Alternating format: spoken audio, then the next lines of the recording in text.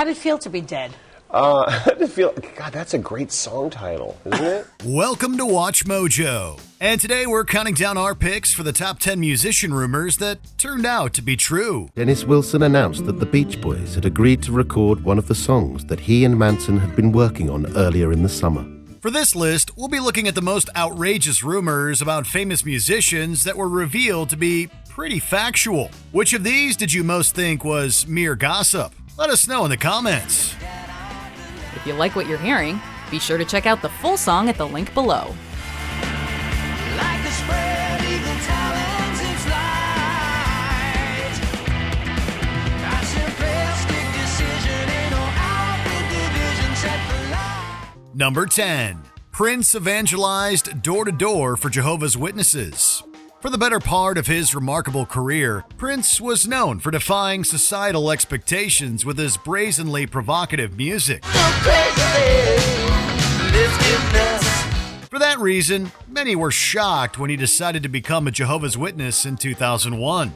The iconic musician was said to have taken his newfound faith very seriously, and it was once reported that, like many members of the religion, he practiced door-to-door evangelism.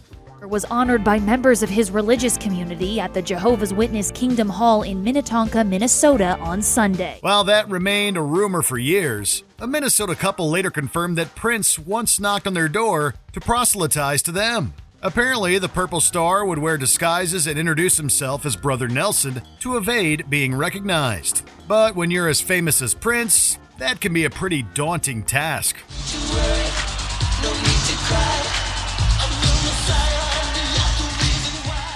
Number 9. Rihanna and ASAP Rocky's relationship.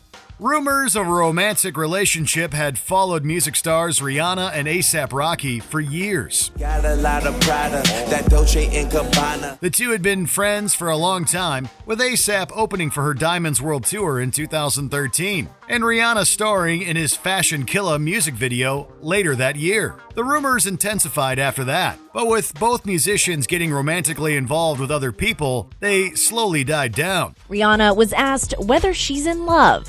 She replied point blank, "Of course I am." However, after Rihanna parted ways with her Saudi billionaire boyfriend Hassan Jameel, the gossip mills began churning once again. Their relationship was confirmed in 2021 after ASAP referred to Rihanna as the love of my life in an interview. The couple welcomed a son in May 2022. And not long after, a source confessed to ET, Rihanna already wants more, saying, quote, "Rihanna always dreamed of being a mom, and she takes a lot of pride in it. She would love to have more children with ASAP in the future." Number 8. Nikki Sixx's near-death experience. As the co-founder and bassist of the heavy metal band Motley Crue, Nikki Sixx was a rock music staple throughout the 80s.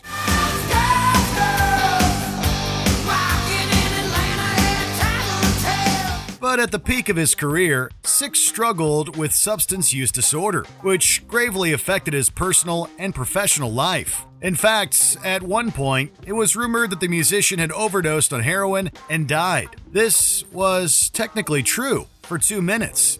You see the light? You know, people say they see a light. I can tell you things I saw What'd you say? that I shouldn't been able to have seen. Like I saw the hotel hallway. I saw the ambulance. I saw the limo that was there. According to reports, on December 23, 1987, Sixx was rushed to the hospital after overdosing on the substance. He was pronounced clinically dead for 2 minutes before a paramedic pumped him with 2 shots of adrenaline and revived him. The out-of-body experience reportedly inspired Sixx to write the band's 1989 anthem, "Kickstart My Heart."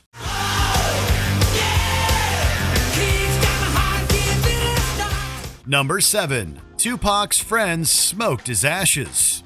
The world lost beloved music icon Tupac Shakur on September 13, 1996. The rapper was shot inside of a BMW while stopped at a red light on Koval and Flamingo.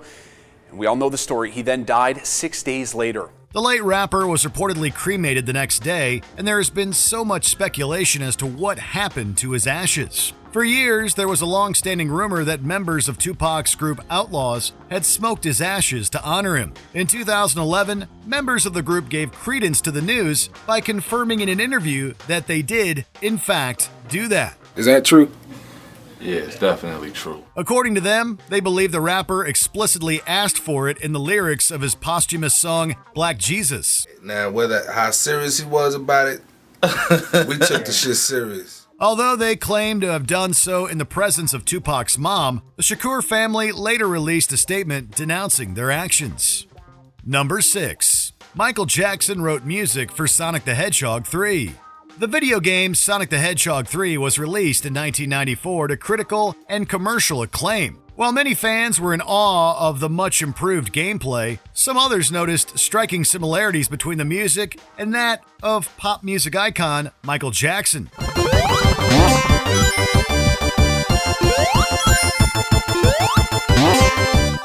Jackson's involvement in the Sonic soundtrack remained a rumor for years, until it was seemingly confirmed by one of the game's creators, Yuji Naka, in 2022. This was never something confirmed by Sega, even though multiple developers and people close to Jackson have said that it's true. Apparently, Jackson and his team had recorded complete tracks for the soundtrack, but just as production on the game was underway in 1993, the musician was hit with assault allegations. This seems to have played a part in Jackson receiving no credits for his involvement.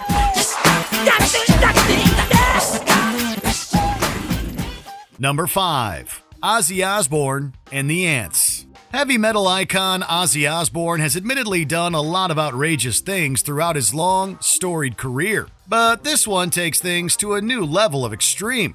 Bark at the moon. While on his Bark at the Moon tour in 1984, Osbourne stopped over at a Florida hotel alongside opening acts Motley Crue. The story goes that on one particular afternoon, the former Black Sabbath frontman took a straw and snorted a line of ants with it. While this may horrify the average person, it probably won't be much of a surprise to anyone familiar with Osbourne's antics. The rumor was confirmed in the band's autobiography, The Dirt, and depicted in the same titled Netflix film. You think you're ready for that, man? Do ya? Huh? You think you're ready for that? Number 4. Kiss inject their blood into comic books. In the 1970s, New York band Kiss took rock music by storm. The original four-man lineup was known for their signature white and black makeup and comic book style costumes. I wanna give it all to you. In 1977, at the height of their popularity, the group teamed up with Marvel's Stan Lee to create a series of Kiss comic books. Seemingly as a marketing ploy, each member of the band was reported to have drawn a bit of their blood, which was then mixed with the printing ink for the comics. Turns out this was in fact true, as confirmed by Kiss founding member Paul Stanley and Lee himself. I said, you guys are out of your mind. He said, no, it's great. It'll get a lot of publicity. If that's not the most shock rock-esque thing to ever happen in the comic book universe, we don't know what is.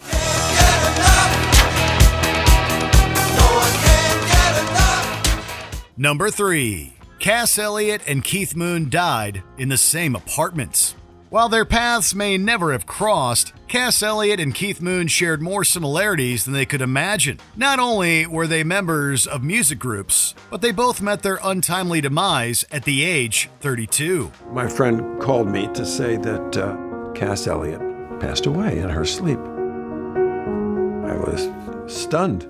Even weirder, this reportedly happened at the same apartment, only 4 years apart. They announced the death of Keith Moon, who died from a drug overdose. The Mayfair London flat belonged to Harry Nilsson, a singer-songwriter, mutual friend of theirs who was mostly on the road and rented it out to his musician pals. Elliot died there on July 29, 1974, while in London for a concert. 4 years later, Moon moved into the apartment, where he also passed away from a drug overdose. Of course it's sad, when somebody that huge, that bombastic, that alive is no longer on the planet. Unsurprisingly, Nilsson moved out of the flat and sold it off.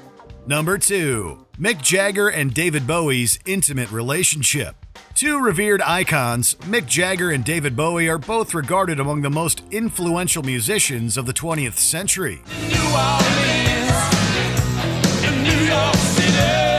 The two were first linked in the early 70s and soon grew so close that rumors of an intimate relationship between them filled the media. They even released a duet cover of the song Dancing in the Street, which hit #1 in their home country of the UK.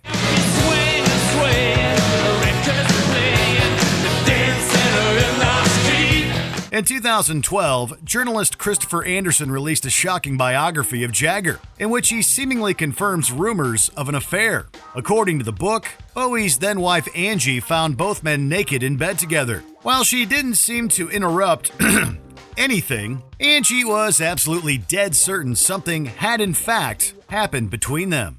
So we had a lot of fun times, and so it was nice to remember them. Before we continue, be sure to subscribe to our channel and ring the bell to get notified about our latest videos. You have the option to be notified for occasional videos or all of them. If you're on your phone, make sure you go into your settings and switch on notifications. Number 1. Charles Manson wrote a song for the Beach Boys.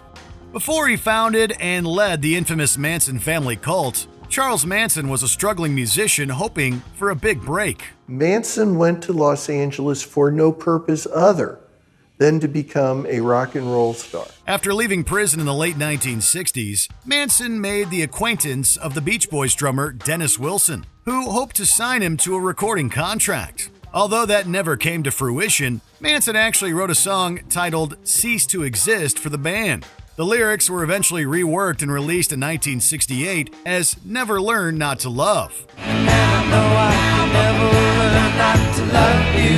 This served as the B-side of their moderately successful single, Bluebirds Over the Mountain. The initial idea may have been Charles's, but he had given it to Dennis and been compensated for it.